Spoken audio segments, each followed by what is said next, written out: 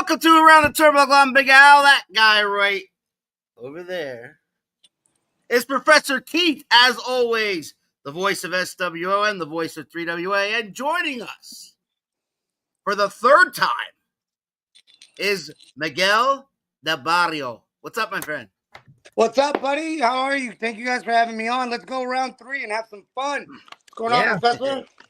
How's it Round going? 3, I am tired, but it's that good after Professor show. and I are coming off of, so Professor, full disclosure, the Professor and I were doing commentary for Susquehanna Wrestling Organization last night.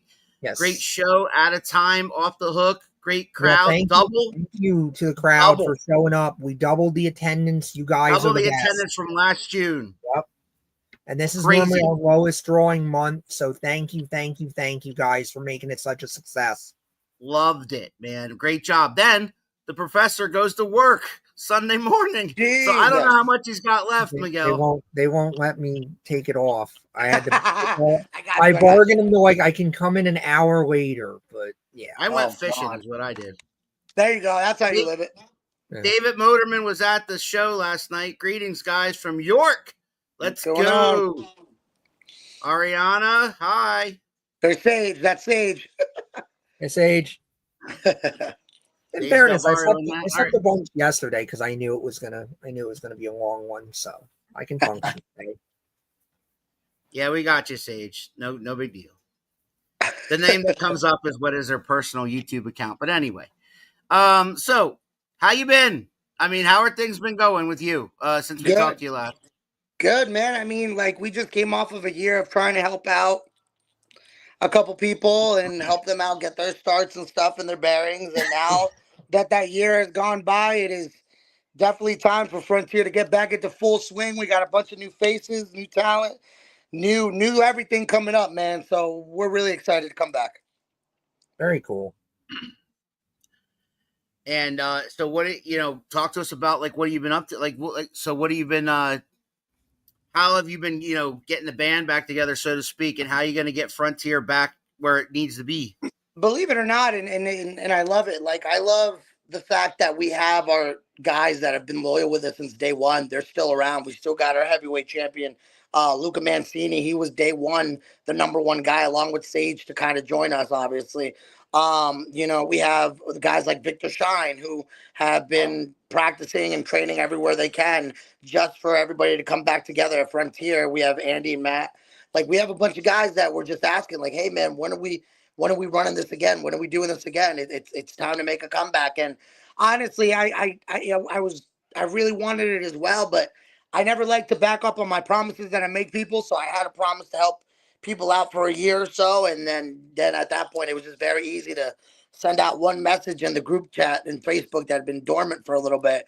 And now everybody's actively talking and getting ready to get their things going. We have a time frame. I mean, is it a month from now, 2 months from now, 3 months from now? So is it we're going to be 2 weeks. Progress? July 5th, we'll be running again at the Gamers Edge. We did have one last month, and we made a good comeback, man. We had a good little crowd come back, and now we're back in my hometown of Stroudsburg, right on Main Street. So it's we were able to get those fans excited for it, and they all know that when Frontier shows up, we put on a good family show, and we had kids and all walks of life, even people out of town that just happened to see the flyer while staying up at Mount Pocono for Kalahari and things like that, and they took the drive down to come see the show. I'm surprised a lot of the time at how many promotions it seems like don't flyer. And it boggles my mind when you don't, because it's I understand it's an expense and you can go on Facebook and you press a button and it's free or whatever you paid your graphic artist, but it's but it does pay for itself. Because that's something that SWO does, and it matters so much to be going around New York and putting the flyers up. I went to an ISPW show. I wound up meeting Mick Foley because somebody put a flyer in the local business. I happened to be in Hackettstown with the kid one day, and I'm oh, okay, this is a thing. And I knew who ISPW was because I remember reading Tommy Fierro's columns back in 2000 or whatever on One Wrestling and PW Insider. So it's yeah, okay, we'll get some money together and we'll go do that. That wouldn't have happened if it was just I'm on Facebook promoting. He's on Facebook promoting it to his people because it's like I would have been interested in going, but I would have never known you were there because I'm not friends with you on Facebook. Right. And you know what it is and this goes to any young start wrestlers and promoters as well, man. And I agree, like that promoting helps and it really does. And you're right, it is a cost effective thing. We had a cost when it came to that, but you know, Miss Del Barrio is as amazing as she is, and she's really a lot of the times the mastermind. So shout out to her. Of Frontier. She taught herself how to we got a printer. She spent the money on the printer, found a good one that could do it all. She has now printed out little business cards with her poster on them and the QR codes on the on the back of it. Our posters, our just everything you can think of printing wise, she's got it. So if you could teach yourself how to do it, get yourself a printer and do your own thing, but get them out there. Everybody likes to do the Facebook and things like that. I take my students out every time we have a show a month before to promote the heck out of these shows, not only to get the word out there, but the more you put your faces out there and the more you become a favorite of somebody, all it takes is one good look at somebody and like how they act or like how they talk, and they'll be at the show because they can make that connection that you handed that flyer to them. Yep. I mean, I'm not bad mouthing social media. Social media is great. Absolutely Yeah. use social media. It's just don't forget to be old school because the only, like I say, the problem with some social media is you can't blast it out. Right.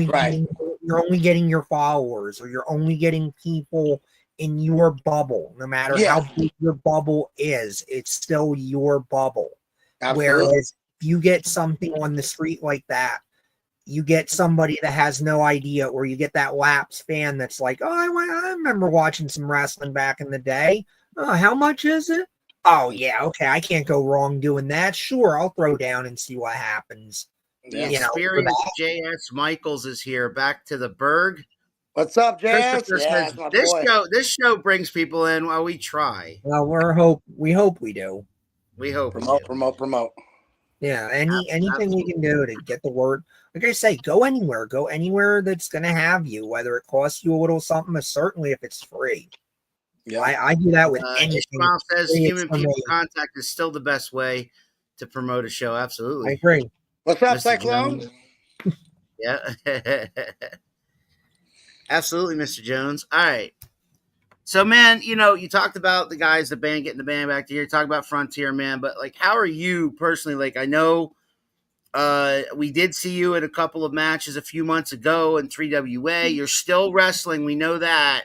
Yep. But, like, how you feeling? Are you looking to, like, downshift to just the promoter side and not so much the in-ring side? Or are you still going to keep that fire going? I'll tell you what, in the year that I took off of, because I was still actively wrestling for a couple places, like, you know, you guys saw me at those shows, and I want to make some returns a couple places. And as I took that year off, I was kind of like, you know, now I'm starting to feel it in my knee. Then I started getting back into running the ropes when we got our ring up.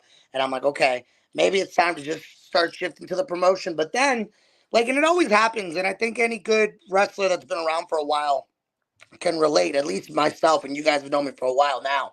Mhm. At the end of the day, every time I think it's time to hang them up, a new face comes along that I really see a lot of potential for. And I feel Mhm. like my job isn't done until I can watch that guy kind of start booking in his own way, or I start seeing him on more posters. If he's off to the side of the poster, is he closer to the center by the third, fourth one that I had him get on? Like that to Right. me is like what keeps me going. So I wish I could say there's an estimated time to kind of take a rest, but the truth is I still love this, but more than just loving the sport, I love helping this young talent that I meet along the way. And then I have a platform to put them on. So a lot of the young talent that I took that I met this year, they're now on the show and they're doing big things and they're doing awesome creative work for themselves and getting themselves out there where other promotions wouldn't use them. And now they're going to be primetime players here, which is great. And I love to be involved in that type of stuff. Yeah, I How's always say Sage? more promotions, more variety. It's good for everybody. I know Absolutely. she's How's watching. Sage? I know. Yeah, I know she's watching. So I got to ask how Sage is doing and if she still has that fire to wrestle. Also, Sage has about a week ago, she got surgery done on her knee. There was just a little bit of fluid building up in there after cross country and wrestling a couple matches. So she didn't really get it looked at right away. We didn't really think she would need to have surgery, and then the doc said she had no choice. So with that surgery being done, the fluid's out there. She's got full mobility of her knee. Hopefully, when she recovers again, and she was like, "Listen, Dad, I really want to take this time, but I want to be good in 3 months." And I'm like, "Well, girl, the doctor just told you in 3 months you should be good. That doesn't mean you're good to wrestle. That just means you should be strengthening that leg up." So I had to kind of put the brakes on her a little bit there. But yeah, her drive is there and she's ready to go. And I think now that she's got this little fan base going for her and people are starting to recognize her in other places like Triple WA, they loved her down there. We have to try to make a comeback down there. But now it's more surreal, you know? There she is. It'll be about a year to a year and a half for full recovery. Yeah. Yeah. Well, we that wish you a sucks. speedy recovery, girl. We do. We wish you a speedy recovery. And yeah, it sucks, but take the time. Yeah. Don't rush back. Don't You're just gonna hurt yourself worse if you do. Don't do it. Heal up She's properly. young. It'll still be Yeah. exactly. Lots of You have time. the rest of your life to think about. It'll still be here. Yep. No matter how many carny ass motherfuckers try to kill it, we're not killing this person. We shall not let them. Yeah. Christopher Vant has a question. Do you see the new talent? Who do you think could be your next big thing? And it all starts here. Listen, man, I'm not going to spoil surprises. And honestly, looking at that name, I think this is what I'm talking about. But you know what? So, couple names. Boss Young Legend. He's up towards closer towards the Delaware area, but Boss Young Legend is a monster on the mic. He's got a lot of technical grappling skills to him. I'm really excited to see him come down. For his age, dude, he is really like we see him a lot in 3WA. He is our current 3WA Carnage champion, and he also much improvement. Much improvement. From the first time we saw him to now, it's night and day, man. Practically, that kid's practically a savant. Yeah, and he's just great. And you know what it is with him too. And I mean, obviously, a little cheating antics he has here and there. But the thing with him is, more than anything, he's got such a good attitude. Yeah, I'm going to be honest.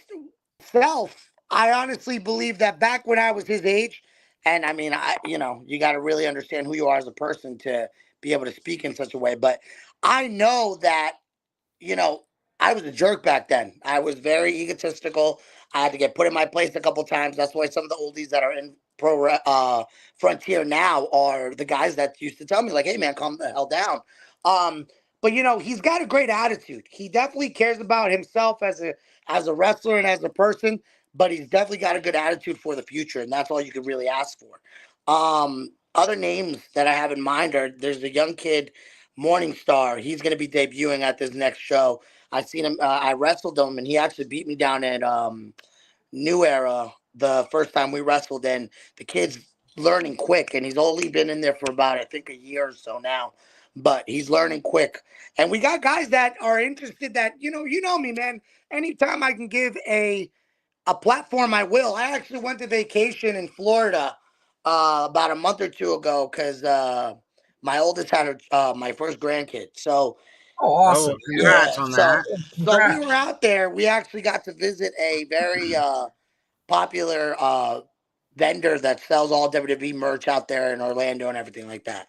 And I met a kid out there named Casey Valley, I think it is.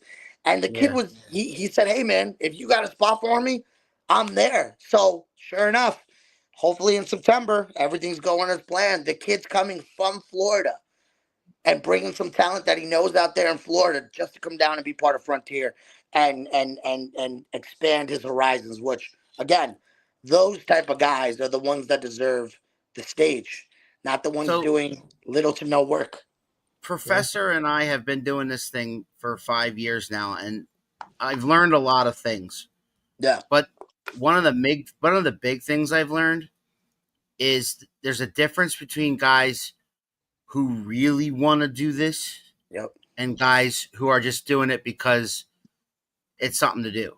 Yeah. or they're athletic, or it's always something that they wanted to do. So the dream was to get in the ring, whether that means in front of 10 people or whether that means in front of 500. Yeah.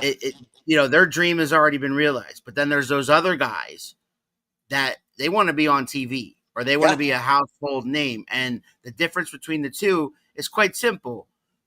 It's they eat, breathe, and sleep this business day in and day out. It's the first thing they think about when they wake up in the morning. It's what they dream about while they're sleeping.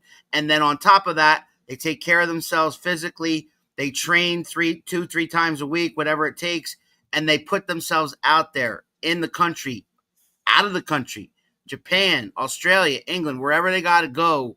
Those are the guys who Keith and I have come across that we think has a real good shot at this as far as AEW, TNA, WWE, NXT, whatever that looks like. And then there's the guys that only wrestle for one Fed for 15, 20 years. They're the greatest. Yeah, but I was gonna say, but we know some of those guys, and God bless them. They're some of our best friends, and they're motivated in a different way. A lot of them are like you, where they're like, the story Paul Heyman tells about Terry Funk. Like Terry Funk came into ECW, and he said, a lot of big stars would come in, would have the attitude of like, oh, I can beat him, I can beat him, I can beat him, I can beat him.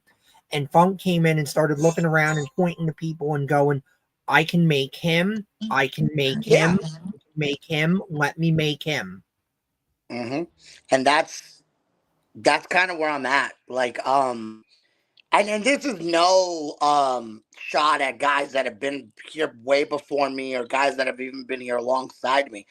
I guess if you look at it, right, it's like the storyline in WWE. It's like that mentality of the old timer, like Ric Flair.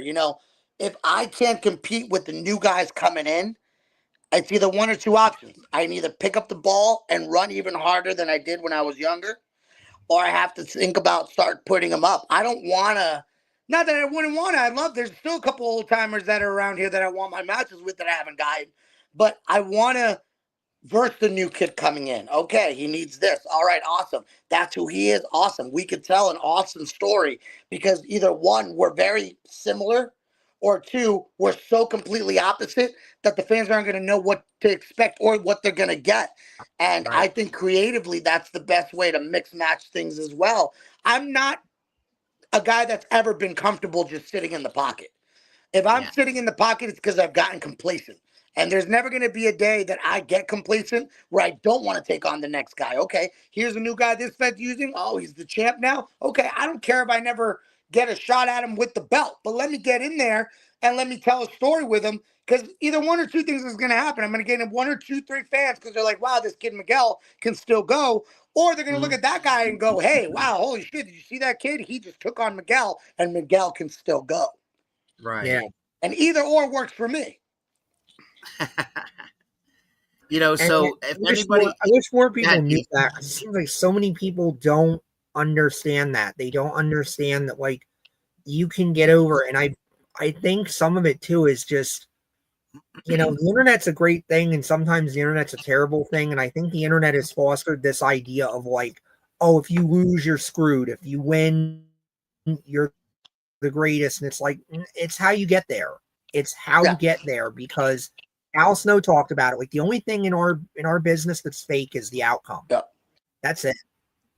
Yeah, we know how to bump and not get destroyed, but it's still human flesh smacking canvas and wood or concrete or metal or whatever the hell. Yeah. The only thing that is fake is who's winning and losing. That's the only thing that's not some kind of reality or physical reality. And my thing about that mindset too, because listen, I know it's horrible to call people marks. That's like you shouldn't do it where you're in the business. But let me tell you something. If I wasn't a mark like I am, we wouldn't be pro wrestlers. I don't care what anybody says and what their mindsets are. You all grew up liking either The Rock, Stone Cold, Jimmy Superfly, Piper, like whatever era you grew up watching, you marked out for those guys. So when you do something like that, and again, to the fans, for that brief 5-minute to 8 to 10 minute match that they're watching, they forget that that that's the factor of wrestling. And if you can make them forget, like, hey, oh, they already got this guy staged. She's definitely going to go over. But the little guy wins.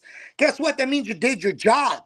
So go out there and do your job. Everyone's willing to be part of big storylines and they all want to be a part of the main events. Well, go out there and make them forget that this is what we do. We're the only ones that know that.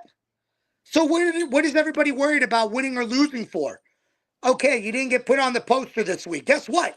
I own Frontier Pro Wrestling, and I have a GM that handles my business day-to-day stuff. But let me tell you something. I can count probably on my two hands how many times I've actually been on my poster. Why? Because I don't need to be. The new guys coming in need to be. The champs that I have right now, they need to be. This ego thing that everybody's got going on is just so crazy. I lost 2 years straight when I had the tiger mask on and I was Tigre Vulcan and ECPW. 2 years straight. Never lost a smile on my face and made close friends that I call brothers to this day. And now those guys are willing to do matches where they go over, I go over, we go under. Like, it doesn't matter. It's a part of the game. And if you can't accept the game, then get out of it. Yeah, I'll put this comment up here again. You can definitely go over and defeat. Absolutely. I mean, that's Bert. All right, I don't know why we got sidetracked. There's two students under my Northeast Elite Wrestling Academy banner right now. That's Chico Rivera and Alex Phoenix. And those two guys, man, let me tell you, they came to me last year, completely, like a whole year ago. And, you know, the circumstances that I have right now is we don't have a building quite yet. We have the ring set up outside. So the winter times we're off. We work on promo and character. And then in the summertime, we kick ass as much as we can. Right. But those two guys, man, when they came in, it was towards the end of the summer last year. So they came right into winter. And then coming back into summertime, it's been raining ever since. They debuted at my last show against each other. And the story they are telling and the edge to not only want to be better, but they accept that they cannot be better unless I'm also bettering the guy across from me is what makes them different than any other students that I think are around. There's a lot of schools that are teaching it, but those are also the same students that I have from other camps coming to my show to wrestle my boys. So I'm very happy that there's still people out there doing what's best for wrestling for the future of it. Did you say July 5th? Yeah, July 5th. 4th of July weekend, Saturday, July 5th? Yep. Oh, I might have to come by. Come on down, man. All the new faces are debuting that day, man. The last show we sat in the pocket a little bit. In the last show, we put on our guys that we know our fans know. This show, it's time again, man. What's a frontier? There's a new frontier. Always evolving. This is the show where we introduce to everybody in this town and anywhere we go that we rep this label and brand that these are the new kids in town, man. And the old guys are here to put up a fight and hold on to our spots. But we're here to put them on and make sure that the world knows that there's new blood coming to rise up those ranks. I'm only 30 minutes from Stroudsburg. That's why I say that. So let's go. Yeah, I think I'm about the same. I know I'm not. Let's go. We'd love to have you guys. Professor, you gonna meet me up there? Yeah, I mean, I'll say I'm a tentative yes. I don't think I have anything going on that weekend now, as long as there's not some family stuff or some kind of emergency. The venue we are at, we have to do the shows in the morning. So it's 10 in the morning to noon. But yeah, man, we'd love to have you guys. Absolutely. Chris, is that for Miguel or is that for us? It says, "How much do you love what you do? Great show." Is that for all of us or is that just for Miguel? Just give it to Miguel. We don't need it. Yeah. How much does he love what he does? Miguel, you can answer that. How much do you love what you do? So, for a long time, and I've only told a couple people this story. I think I might have shared it with you guys before. Mm-hmm. This was never planned for me when it comes to like my family, like people that mean something and should mean something. They were always against it. So as a kid, I really had to fight for wanting to do this. And now as an adult, my mom still doesn't approve and family is still against it. I love it so much where the people on the road and the brothers I've made and the sisters that I've made along the way, this is my family. So when I get asked that, how much do you love what you do? This is my life. You know, I have my daughter Sage, who's watching and at home recovering. She's a pro wrestler. My oldest daughter was doing little spots here and there when she was around before she went to Florida. The youngest now, Miguel Del Barrio, she is training now at 15 years old and just can't wait to be 18 to be everywhere. So like it runs in our family. You know, it started with me and I'm glad it's become what everything I wanted it to be. I've always modeled my life, or at least I've always wanted to be somewhat reflected towards Eddie's career. And if you remember Eddie Guerrero, his family, Chavo and Mondo and all those guys, like his family was a family of wrestlers. And I hope my kids and my grandkids continue, but this is our life. We love this. This is it takes a lot of love to do something where you can get hurt in a split second. And Chris watches every show, but Chris, this is the third time we've had him on. If you want to know how he got in the business, go back and watch that first interview. He did dive deep into that about how he got his start in the first place. And you mentioned Eddie Guerrero. Fun and shock. There's this guy over the past year and a half, 2 years that really, in my book, I can't get enough of him. And he is the current WWE Intercontinental Champion. And his name is Dominic Mysterio. I mean, how proud are you of Dominic right now? So here's the deal, and I'll be honest. So when you got, I think his name was Chris, go into the deep dive, and this will make more sense on that first episode. So you guys know my bond and the very small time that I had my dad when I was younger. My dad was the only guy that supported pro wrestling. He was a pro wrestler as well. His best friend, he was one of his really close friends with Eddie. So to see Dom, because I grew up watching Dom when he was a kid backstage with Ray. So when I first saw Dom come in, you know, it was surreal to me. And just seeing him grow now, and back then I was like, damn, man, like that could have been me. And that's okay. That was just my inner child saying that. But looking at what he's done, and like people actually sit there. I've seen some backstage stuff, like fans come up to him and say, hey, are you sure Eddie really wasn't your dad? Like his look, his attitude, his charisma, his physique, everything. He embodies what I'm gonna say lucha libre is. To me, he embodies what lucha libre is. And I know the fans, a lot of them hate him, but it's okay because everybody loved his dad. He got a hell of a pop at WrestleMania, man. I was going to say, I don't think he's going to be able to stay heel too much longer. No, absolutely not. I don't know. They're organically bringing him along. The fans really want to get behind him now. Yeah. Love Dom. Yeah, it's kind of a Stone Cold Steve Austin situation, right? Like around when well, here let me preface it by saying not exactly that way, but Stone Cold Steve Austin was a heel when he was Intercontinental Champion, or like when he was just starting the third, like that double turn they did at WrestleMania 13 with Bret the Hitman Hart, where Bret at the end of that match, the fans wanted to cheer Austin, and then the very next night on Raw, you seen all these Austin 316, signs after King of the Ring when he made the statement, stuff like that. So he was a heel as he came in, and he kind of organically became like the top face in the company. And I'm not saying Dom's going to be the top face in the company, but you could see it. You could see the fans getting behind him, like loving to hate him, so to speak. He's the number one heel in the company, and they love to boo him. They love to get on his case. But at the same time, they love to see him wrestle. They love to see him perform. They love to see all the stuff with him and Liv and him and Roxanne Perez.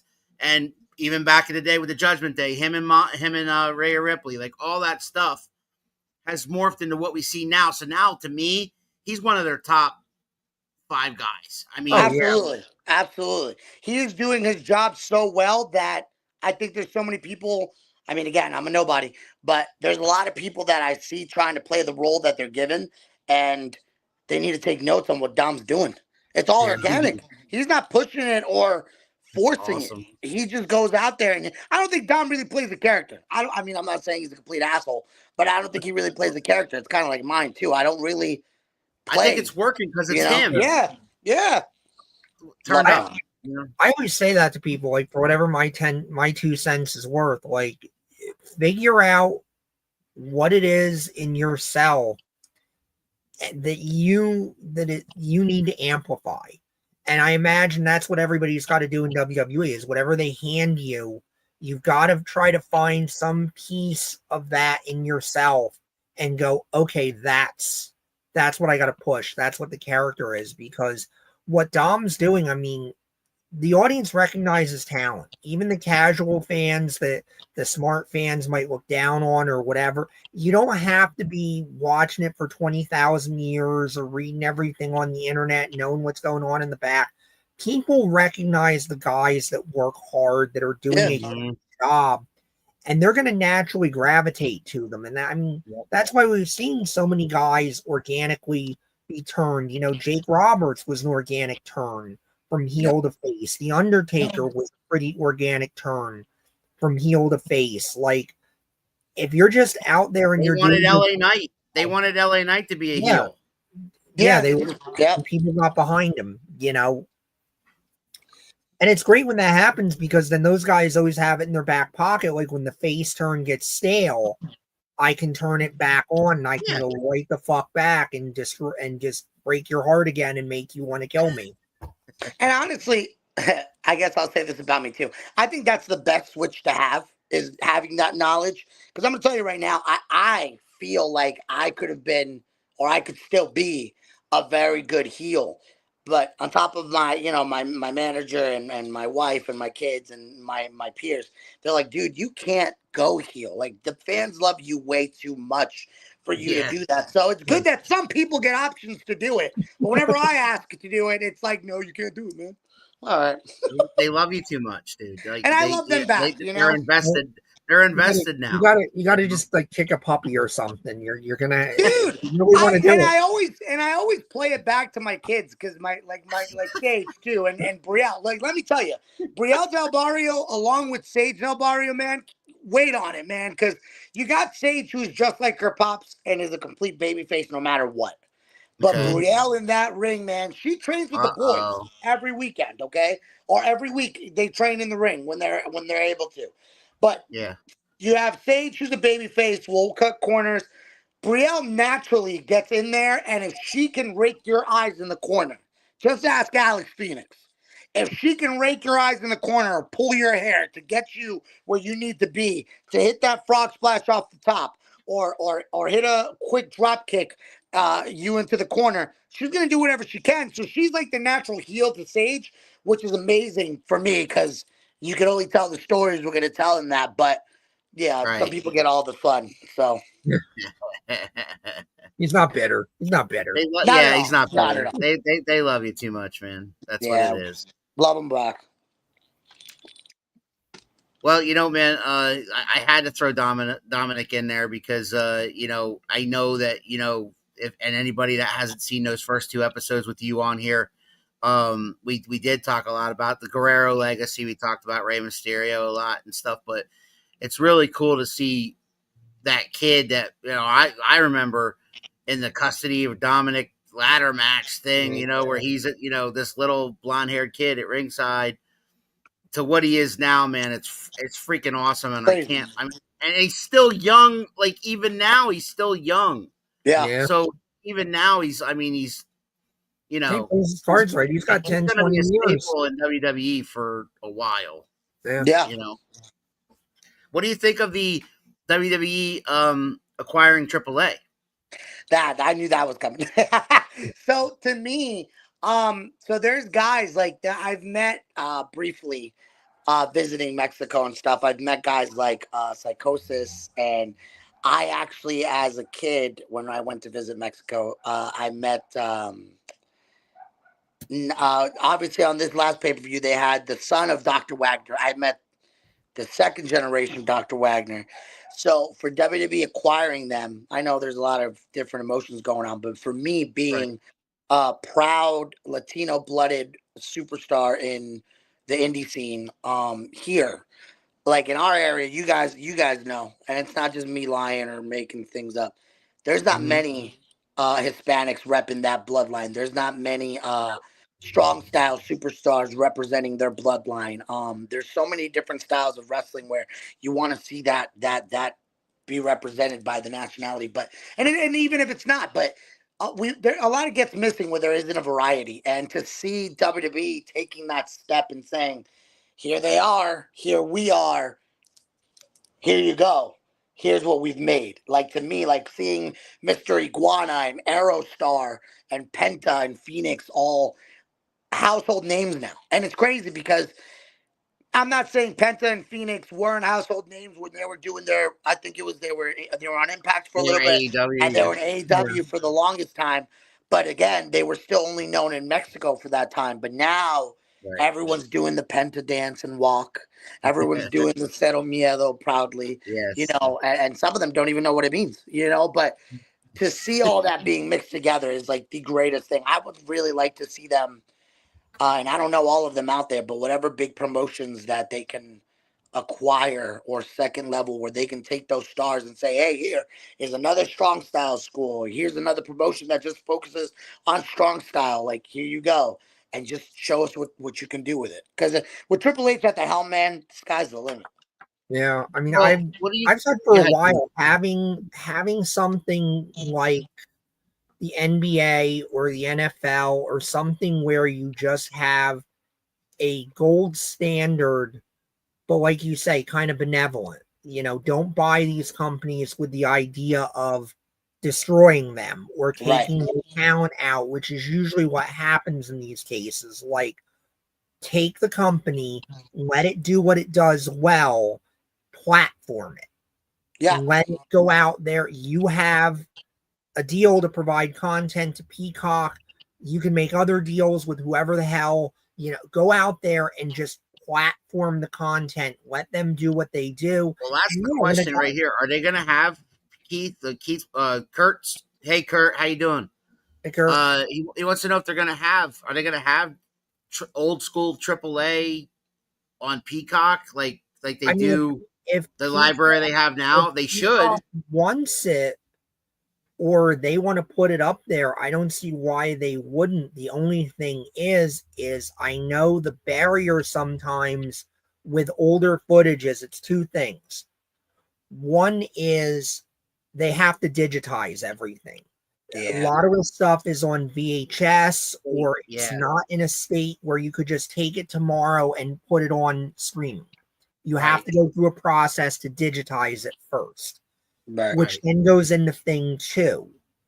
There has to be a market for it. People have to watch it because it's not inexpensive. It costs money to digitize it and to hire someone and go through the process and go through the time. And if people aren't watching it, and that's been a problem, is that people don't watch the old footage like they go in and watch the current pay-per-view or whatever. So people I do. Go back. I know that, but I'm saying we're a minority. If people don't go back and watch that in numbers and in scale, it's not worth it to them. It's not worth it to, and digitize that footage and put it out there. I honestly considered applying when we're hiring people to digitize it. See, there you go. See, look at that. Yeah. Look at that. Yeah, I mean, Thundercat is here. Whatever it is they are doing, I like it. Absolutely. Listen, I think so, and this is not, obviously I am who I am, so this could be, everybody's like, oh, he's biased sometimes. It's not that I'm biased. Like, I'm a very proud Hispanic, and Lucha Libre coming to America more mainstream is definitely something that I've always envisioned and loved to see. So I think that, like, look at the legacy that they loved when it came to Eddie and Chavo. You know, now Dominic is part of the Mysterio, and we'll see what happens with his family and his kids. But like, if you look at guys like Dr. Wagner Jr. or son of Dr. Wagner, or if you gave the Legado of Fantasma their own little bio. I like El Hijo. I'm a fan of Vikingo. I am. Yeah. Like you, like El Hijo, a lot of those guys. I think I think there's more guys that are involved in lucha libre style wrestling that already have a legacy behind them than there is single guys just starting off and saying, "Hey, this is my last name. Let's see where we can go with it." And there's so much you can do with it. Like just we got a great question from Chris Vant here, which I'll put up in a second. But I wanted to ask you, what do you make of some people's opinions that the only reason WWE acquired AAA was to hurt AEW because AEW had been using some of these guys that they've been not not really tied with them. They didn't but you've seen guys like Penta, like Ray Phoenix, like Vikingo on AEW television a couple years ago, and now that WWE acquired AAA, now they can't use those guys anymore. So I hope no one hates me for this, but you guys know me. I'm going to give my opinion, and I don't care who agrees with it or not. It's my opinion. Everyone's entitled. So my thing with all that is, I agree with a lot of the things that Triple H does. And again, I'm a nobody, but I see a lot of the things that he does. So I try to implement it on the small scale. But my thing is it's not where it was very obvious that Vince bought WCW back in the day to hurt WCW and put all competition to rest. I think Triple H is doing his own thing. I don't think he hired these guys to hurt AEW, but you just said it. There was guys like Vikingo, and then Phoenix and Penta were also just sitting around for a little bit. My thing is, and it's the same way I kind of grab my guys now. Again, and I'm a nobody, but you can't get upset and you can't sit there and say I'm grabbing somebody to do damage when the guys you're talking about that I'm grabbing are the guys you refuse to give proper spotlight on. Yeah. All right. Let me stop you right there. Yeah, and I agree. I do not want to hear you say you're a nobody anymore, because that is not true. You're somebody to us, damn it. Thanks, guys. I love y'all, man. Thank you. But no, I agree with you. I don't think Triple H wakes up in the morning going like, let me screw everybody. I don't think he has the ambition to need to be the only one. Like Vince, the thing I always heard with Vince is that Vince wanted to be like Walt Disney. Yeah. Vince wanted to dominate whatever space he was in and be the master and then move on to other things. Because that was what Disney did. Like Disney started with animation, and then he dominated and he mastered animation, and he got bored, and then he got into the theme parks, and then he dominated and he mastered the theme parks, and he got bored again, and he went to like TV. And that's kind of a story of Disney, is going to something, dominating it, and then wanting to move on from it. And I think Vince's frustration was always he mastered and he dominated the wrestling landscape, in part because, I think the territories would have died anyway. I think cable TV was going to kill the territories no matter what. I think the system just was not going to be sustainable at that point. And I think we're seeing that on the indies, where some rise up and become bigger than others, but still don't necessarily get beyond a certain level or get to a place where you can necessarily pay someone a living wage to do this. Right. But I don't think, I agree with you. I don't think Triple H wakes up in the morning with the same motivations and desires that Vince did, where he wakes up and goes, I want to screw people over. I'm sure they're aware of AEW. I'm sure they pay attention. I'm sure they know AEW. Well, they pay attention to guys leaving because Aleister Black got swiped up. Yeah, you have to. You have to pay attention to people's contracts and stuff. But I don't think they look at them and they sweat them, or that they want to hurt them or do things deliberately to try to make their business harder. So Chris is here. He says, so what do you think they will do with Jey Uso now?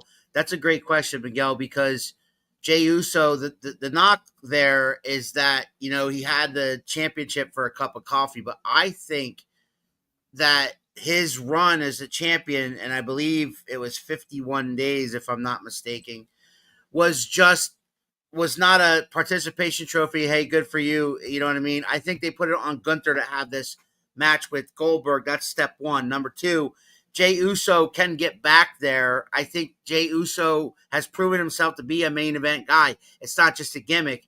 I do believe Jey Uso is a main event guy. What do you do with him now? Well, you put him on the back. This is my opinion, and I'll let you guys chime in on this. Yeah. You put him on the back burner because when Cena's done, when these other guys are done, Jey Uso's still going to be there. You know what I'm saying? So Jey Uso's not going anywhere, but Jey Uso, I don't think this losing it to Gunther really hurt him. So with Jay, I don't really know. I don't really know that I have an answer what you do with him now. But what I will say is, number one of my wife's favorite wrestlers along with Sage. So here's what I'm going to say about him. There's been a lot of wrestling books that I've read in my time doing all this. And there was one that Ric Flair had out there once. And there was a line in there that stuck with me. And I tell my guys, my students and younger guys all the time. And it's the same reason that I don't put my own belt on myself at my Fed. So I'm sorry if there's others that do that. I don't do that. But here's why. There comes a point in time where you are so good at your job that you supersede the title. Yeah. And in my opinion, okay, Jey Uso has long already superseded the title. Is he going to become champion again? 100%. But he made himself one of the top merch sellers, one of the most talked about names, with one letter or with one word, 4 letters. Yeet. And that is what is swiping wrestling. There's not a single hand down when that man comes out. So my kids yeah. are not wrestling fans. Yeah. They are not. I mean, I got them a little bit into it, but they really don't like watching it. If I'm watching a PLE, they'll watch a little bit if they're into a match or something like that. Natalia's a little bit into it, but my kids could be in another room. Yeah. They hear Jey Uso's music. They come running to the living room, and they start doing this. Yep. That's all you need. You can't put a price on. No. And it's not teachable. There is no way Jey Uso was at home one day or at a hotel on the road and goes, yeet. Let me use yeet. You know, with me and my friends in school back in the day, the word yeet to us meant you threw something at somebody aggressively. So when yeet came out, at first I was like, we're not throwing nothing, Jay. And then he started doing the movement. And then anytime I see it, I always laugh a little bit at myself because you don't realize, and listen, I know everybody's got opinions. I don't think we got enough time on the show. I'm not going to talk about the greatest rapper of the world, but I am going to put everybody's opinion. Everybody thinks Eminem's one of the best rappers of all time. And anytime I see Jay out there, man, you think of 8 Mile, man. There's not a single hand down. I do. Where they're all doing it, the music, the movement, all the time. Yes. He is a pro wrestler living Eminem's 8 Mile life at that final rap battle. And there's not a single hand down. There's not a single person not happy. And again, you don't have to watch wrestling every single week, however many times a week that they have it now, because they have a show every day of the week, I think now. But you know the song, you know the word, you know the gesture, like everyone's doing it. I love it, man. It's a great entrance. All right, let's get these comments in. They've been trying to get into Mexico since the 90s, WWE Astros. Yeah. All those Lucha Libre in the late 90s Royal Rumble. Right, I remember that. Vince wanted that, but went Europe and Canada. Yeah, and I know WCW had a lot of those guys in. You know, they had the Psychosis. They had the W because Kevin Sullivan was down there and was like, and went back up and was like, I got an ID. I can't do Kevin Sullivan. You know, I saw all these Lucha guys. I'll come work for you. Who's that? Craig? Thundercat. Hit me up, man. Hit me up. Thundercat. Come on, oh, man. Hit me up, man. Miguel Del Barrio, Frontier on Facebook. Greg, we'd love to have you, brother. Yeah. Remember the Tino Taker? You know, I don't know if you guys remember. It was a long time ago. I was still a kid. But I always loved and got excited when it came around. And then WWE had their version of it with the Mae Young Classic, and I love that style too. But do you guys remember what was the name of the tournament? But I know it was like the World Cup for TNA, and they had tag teams or singles representing every single flag. Like if WWE took that and had El Hijo de Dr. Wagner and Psychosis or Messia from Mexico, and then you had guys like Ibushi again back over here. and maybe an old timer that's over there in Japan and then Europe and things like that. Like if you brought those guys in for a big tournament like that, like Jesus, man, sky's the I'd limit like of to see what. Tino in 3WA, even though got to see him in SWF. Yeah, Yeah. No, but I mean, him and Geronimo, Phil, would be a great team. Yeah, you feel that way, Keith? yeah, I could see it. But I mean, that's been a goal for them for a while, is to branch out internationally. I know that was something they talked about. I remember hearing in like the mid 2000s, I think, on a conference call where they were trying to like open up regional offices.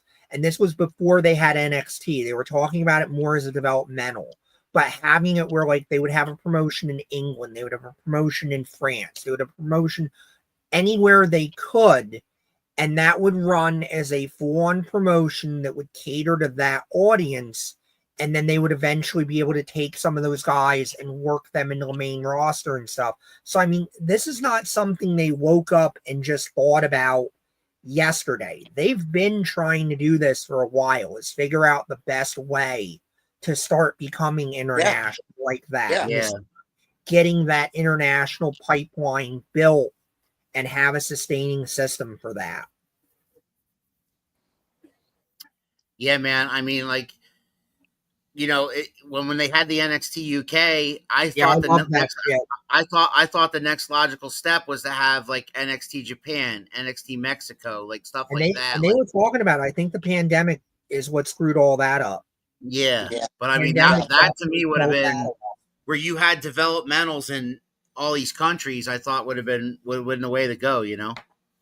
They were leaning towards it, and then, like I say, the pandemic just messed everything up with everybody getting stuck where they were. And I know I do like the idea of the WWE ID and having.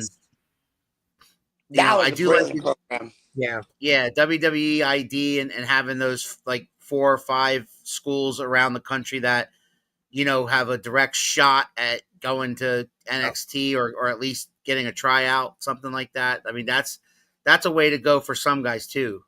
I mean, whatever it's costing them to do that, you get 1 or 2 guys that really hit and jackpot, more than worth it. Because I guarantee you, if they find the next Steve Austin or The Rock or even the next like Scott Hall, a major mid-carder like that, it's going to be double, triple, whatever their investment is. I guarantee you it is, because I guarantee you they're not putting that much into the ID program when you really stop and think about it, versus what they could get out of it. The investment in it is so minimal. Miguel, do you have a camera guy? Kurt says, who's your camera guy? LOL. Not looking to branch out till we get Carnage up to date. I actually we came back pretty strong, and I'm trying to be more of like, let's have some teams to take care of different things. So obviously I'm behind the scenes with talent and doing that stuff, and I got a couple people who help me out with their knowledge, who've been in the game longer than I. Shout out to Caden out there, my pride champion. But I got a new whole production team that just came in, and they're doing a phenomenal job, and also commentary. So I'm really happy and really excited to see what our year comeback is, because we're not stopping ever again. But I'm really excited to see what they bring to the table, because on paper, like, everybody works and meshes really well. Okay, willing to record, not edit, at my limit. Yeah. Come on down, man. He's willing to record. Come on down, he said, Kurt. Come on down. These guys are talking about the eating. When we mention eating, when my kids go in and eat, Christopher's son does as well. That's cool. And my middle and youngest love that stuff. That's better. Like you said, Miguel, that's better than a belt. That's transcending a belt, because you're not getting that from a belt. Like, yes, we're simulating sport, but especially with WWE, it's like, it's about catchphrase. It's about that character. It's about that connection. And you don't need a belt to do it. You don't need flashy moves to do it. You need to create an emotional connection. You need to do the same thing on the independents. Yeah, absolutely. And nobody should be getting upset. We talked about it a little bit earlier. Nobody should be getting upset about wins and losses. Like I said, man, I could probably lose for the rest of this year and still put on good storylines where it elevates young talent. And then guess what? maybe I put all those talents that I wrestled all year into one whole match of 10 people and I win, I'll be more popular than the guys that I was pushing through. But we're all on the same level. Like if I can't bring you up with me, and that's what a lot of these old timers need to figure it out now. I love them all, and it's only certain few. But if you old timers that keep wanting to give advice to me, who was the new kid on the block, realize that I'm an old timer now. And if you can't elevate all of us and only elevate the ones you select, you're not doing your job. I'm here to do my job. So if I rise, we all rise, man. Yeah, I'm with you. 1000%. He's talking about he's talking about commentary. It really helps. Love how much it helped 3WA, SWO. It makes such a difference. Glad indies are getting on board. Yeah. Just another way to tell your stories. It's that showmanship that's missing. Yes. Yeah. Yep. And you know what? All right, man. You can do little stuff like that. You don't have to do a pile driver through a flaming table on the thumbtacks. Freaking, you're gonna what? Probably have 5-10 more years. Jey Uso will be 60 years old, broken the fuck down, unable to do any goddamn thing he can do in the ring. I guarantee you that motherfucker will be able to walk out on the stage at WrestleMania, do the yeet shit, and he will be more over than probably 50% of the guys that are having actual matches on that show. Absolutely. I guarantee it. All right, man. Well, listen, once again, please mention when we see Frontier's rebirth. So we've done this 3 times, but I'm going to try to end it a little differently. And this is special for you two, okay? Yep. So we're going to do, so the next show you guys can catch us is July 5th at the Gamer's Edge in Stroudsburg on Main Street. The show is 10 in the morning till noon. Doors open at 9:30. But now, just for you guys on the show, there's a guy that's been out there talking a little bit about me, and he's who I got on the 5th. Boss Young Legend, you've been talking a whole lot of smack about me, kid. And here's the thing. I respect and I see your potential. I understand that we may be on the same level, but until I'm not wrestling anymore, you're going to have to keep earning this spot because I don't just give away participation trophies. I earned my spot, and I will continue to earn my spot. And just as an added bonus, this is the Don, the clout maker, the most hated in your territory, the most loved in your household. But here's the real deal. I love this sport. I love the indies. I'm not about the territories. I'm not about the egos. So if there's anyone out there that wants to take my image and flip it, you could go on right ahead. They talked bad about Jesus and God. Why wouldn't they talk bad about me? So if you want some, you're more than welcome to come get some. Shout out to the GOAT, the 17, never seen. But Miguel Del Barrio moves needles, and I've always been the talk, whether it's bad in your mouth or it's been with your fans that you promote that I'm not at your show. So again, come watch us on July 5th as we revive this brand, and I show everybody from wrestler to promoter to fan how you do this right. You can follow Frontier Pro Wrestling on social media. Just look up Frontier Pro Wrestling on social media on Facebook. You can follow Miguel Del Barrio under the same Facebook page, and you'll get updates on what's going to happen. The matches, I'm sure you're going to announce some upcoming matches before the show actually happens on 4th of July weekend. That's Saturday, July 5th. As for the professor and myself, we'll be in Quakertown this Saturday for 3WA to call another 3WA Carnage as usual. And we're going to see some great action there as well. Who's going to, come on down to Quakertown and hang out with the professor and I at the Q Mart. Doors open at 6 o'clock p.m. Tickets are just $20, guys. Come on down and check us out at the 3WA in the Q Mart in Quakertown, PA, this Saturday, the 28th.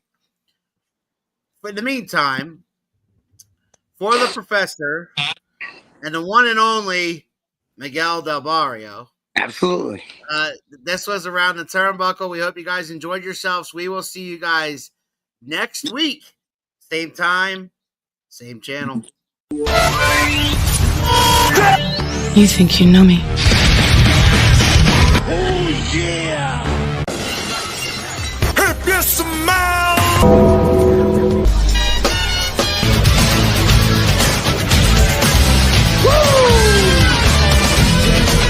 Calculations are correct. When this baby hits 88 miles per